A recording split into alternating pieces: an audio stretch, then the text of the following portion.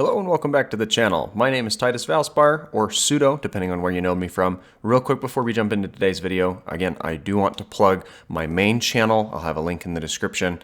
It's Pseudo Gameplay TV. I have daily uploads over there. A lot of really fun stuff going on, so please feel free to check that out, as that's where a lot of my daily content comes into play. But today, for Marvel's Contest of Champions, we have a bit of a special episode, as we've been invited to participate in the Alliance Quest beta. Now, this is to go over a couple of changes that they're looking to make to the current iteration of Alliance Quest, and I don't know quite how I feel about it just yet. So you'll see that the Alliance Quest portion is actually hidden in this little weird portion of it, where there's quite a few different modes that they're playing around with or toying with wanting to add. Each different mode has two different types that they want to introduce. The first one is the No Retreat and Pessimist. It's really not... I really hate the No Retreat mechanic. There's just not a lot of playing around it. It's not really fun at all. The second one that they introduced was the Bane and Optimist. That one I'm okay with, mainly because we have some experience with Bane from previous quests. The third one is the Special Delivery and the Role Reversal. Again, stuff that we're pretty familiar with. Not too upset about that at all. The fourth option is Dismay and Feats of Power.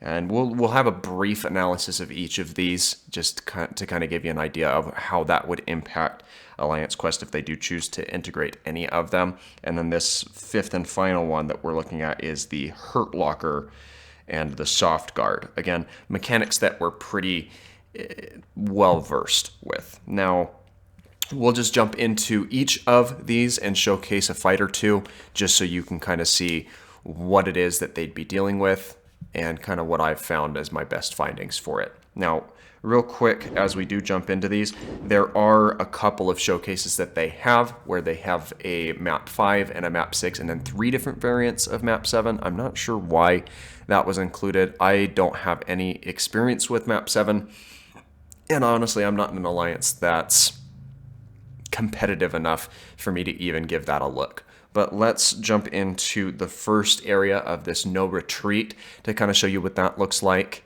Again, this is my least favorite of the adjustments that they've looked to make, but I'll show you why. Now, because this is the beta, I did take the liberty of giving my generic Awakening Gem to Gladiator Hulk, and I wanted to because he's got this really cool mechanic with the No Retreat node, where he will activate his Face Me, which allows him to regenerate, I think it's 70% of his health, while he has any sort of passive degen on him. And that's kind of beneficial for Gladiator Hulk, however, it really doesn't do anything for any other character. Now again, Gladiator Hulk doesn't really need to have his awakened ability to have the Face Me active, as Face Me comes into play whenever he has any sort of degen, and that is one of his standard abilities in his kit. It does increase his damage output, which is kind of beneficial to him. It's not a game-forming port of his mechanics, but No Retreat is just not a fun node to have to play around with at all. I really do not like this mechanic. It just feels like a greedy cash grab, because a lot of characters that you have to evade just have special attacks that aren't conducive to the No Retreat type style.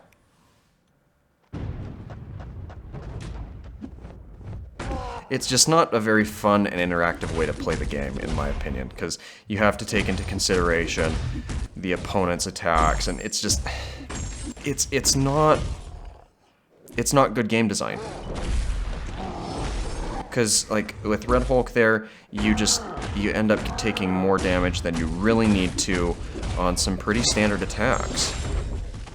Because, see, just baiting even his special one, you've got to dash back twice before that Dismay counter will tick down, and it just isn't conducive to using anyone, really.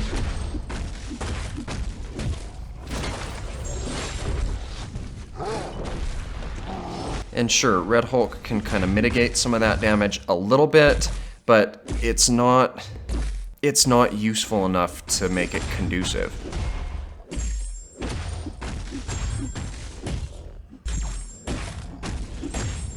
And I don't think that this isn't because I don't know how to use Red Hulk. I just think that the no retreat node is a terrible, awful design. Admittedly, I don't use Gladiator Hulk a lot, but I just hate this mechanic because there's no real way to play around it. Now, I do have one other setup that worked decently well, but again, it's a pretty niche market that not everyone has access to. So let's have a look at that particular character.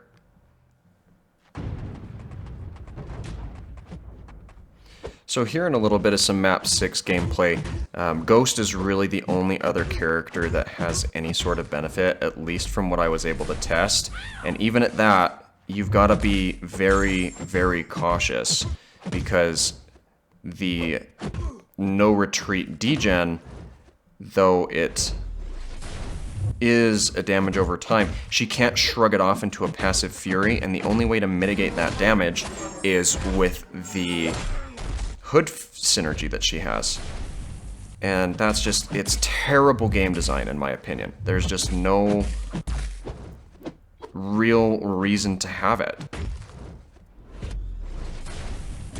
Like, you just have to keep an eye on that timer. You take unnecessary block and chip damage. It's not fun to have to play around. Now, I am running this synergy with Ghost with the Hood synergy and the Wasp synergy as well for an added benefit of the unblockable special attacks when activated from phasing, but it's terrible, terrible game design. And one more showcase of this before we move on and look at some of the other adjustments that they've been making. Because, again, this just isn't a very conducive style of making the gameplay even relatively rewarding, in my opinion. It's a greedy cash grab, to put it lightly.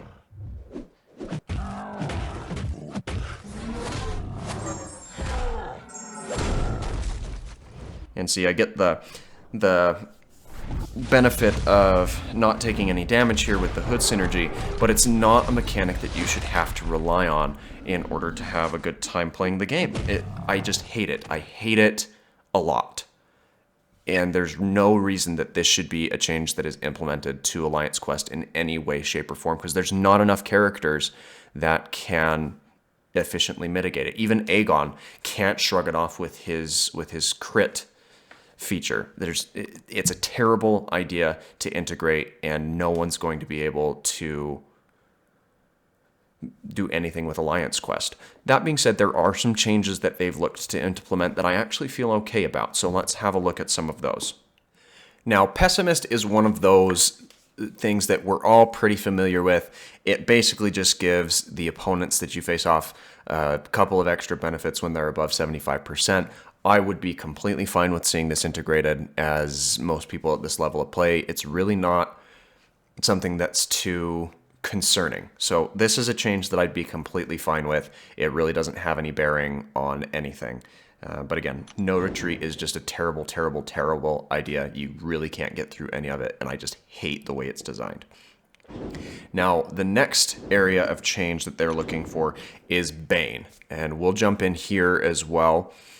Bane, an interesting thing that I learned, it actually doesn't have any benefit for Gladiator Hulk. His Face Me does not activate with the Bane degen. And I understand the reasons why, so it's still not my favorite decision, but for those of you who aren't familiar with Bane, we'll just showcase this in what Alliance Quest would look like if you have that kind of a mechanic in play.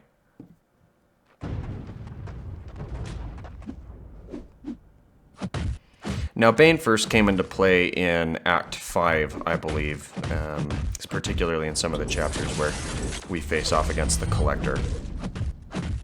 And it's not that bad of a mechanic, honestly, especially if you know how to manage it. And there's really no adverse effects here as long as you have it balanced. See, I got through that fight with Ghost, and admittedly I had Bane on me for a second or two, but the Hood synergy did well enough to keep me from taking damage there.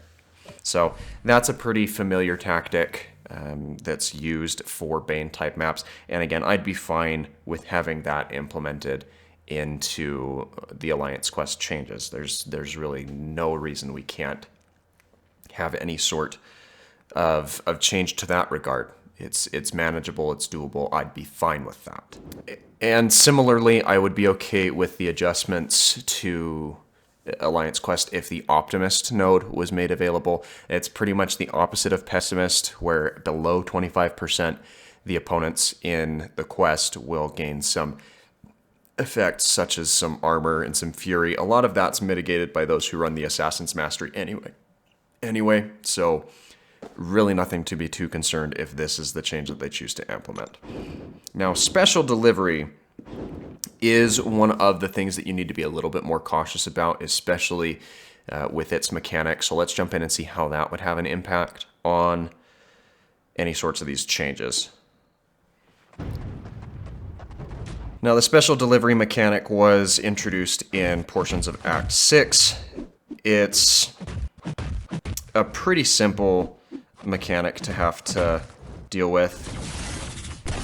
Basically what it does for you is it requires you to use a special attack for every 15 hits on your combo meter, or you'll take a pretty nasty stack of degen. And it's manageable, it's fine, it's nothing game-breaking. You've just got to kind of keep an eye on it. And admittedly, I took some more degen there than I should hope to. I was really hoping to get off a special 2, as that's just a little bit more rewarding for Ghost.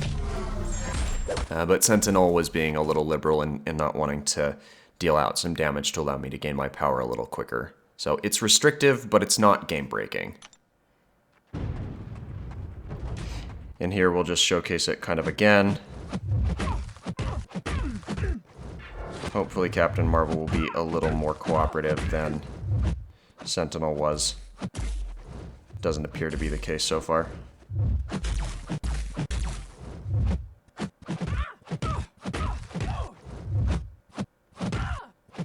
I really would have liked to have gotten a special 2 there, but it was not to be.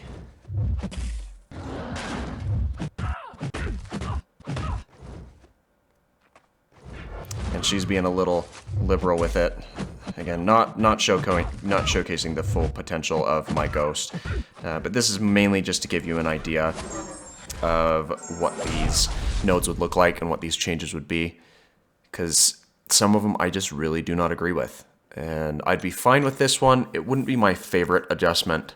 Blade would tend to do pretty well here with his parry strategies. He gains passive power gain while the opponent's bleeding, so this would be a fine change to implement to Alliance Quest. It wouldn't be my favorite, but I could deal with it.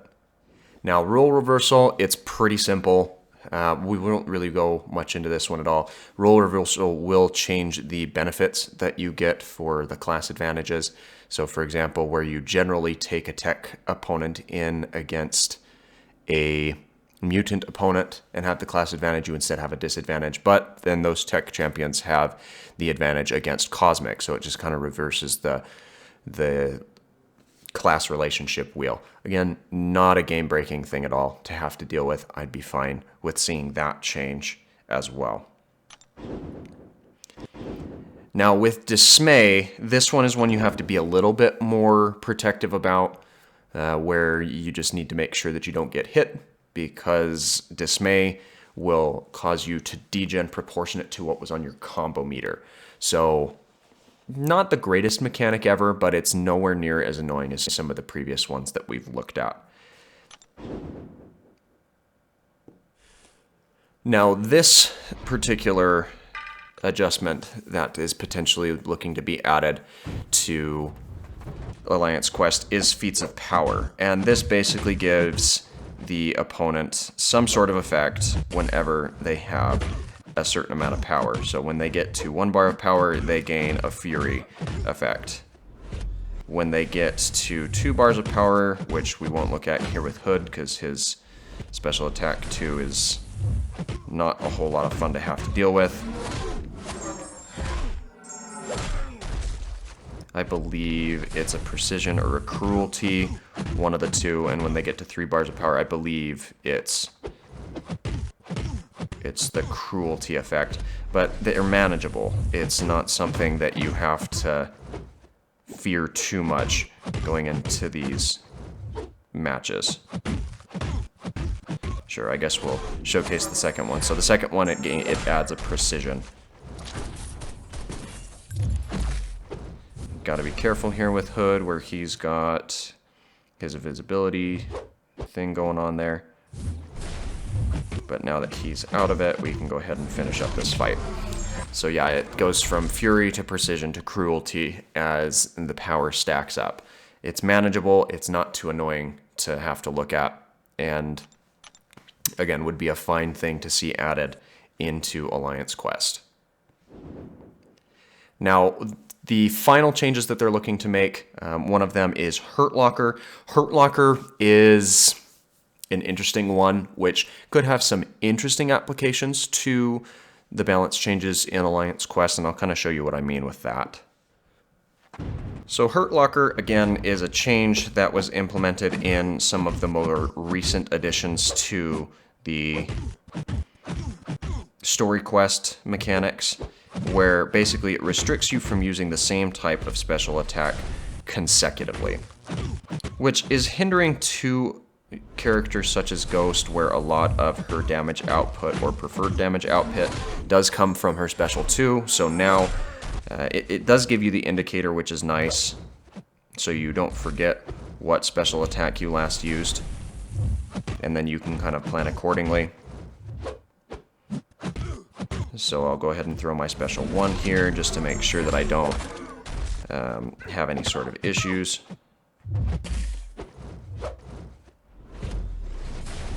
And then I can build up to a special 2, provided that I don't kill Hood beforehand.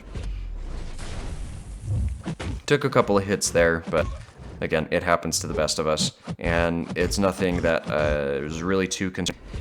And with the potions that can be used, it's nothing too concerning here. So, potions are fine, but Hurt Locker's not my favorite mechanic, but it would be infinitely more manageable than some of the other ones that we've showcased thus far. And the final adjustment that they're looking to make in Alliance Quest is Soft Guard. Now, Soft Guard, it's not too big of a deal, mainly because Soft Guard is this, every time you block an attack, it reduces your block proficiency by 2%. This particular iteration will reduce it up to 80%. So pretty significant amount of damage that would no longer be mitigated. If you are a parry heavy character such as Blade or Captain America Infinity War, that could have an impact on your gameplay, but characters like Ghost really don't have to deal with that too much.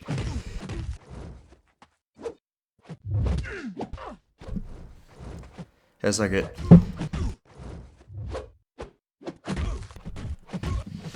kind of punched in the face there, and then take this special 1 to the face. Maybe it was tactical to get passive fury on my attack there, you don't know.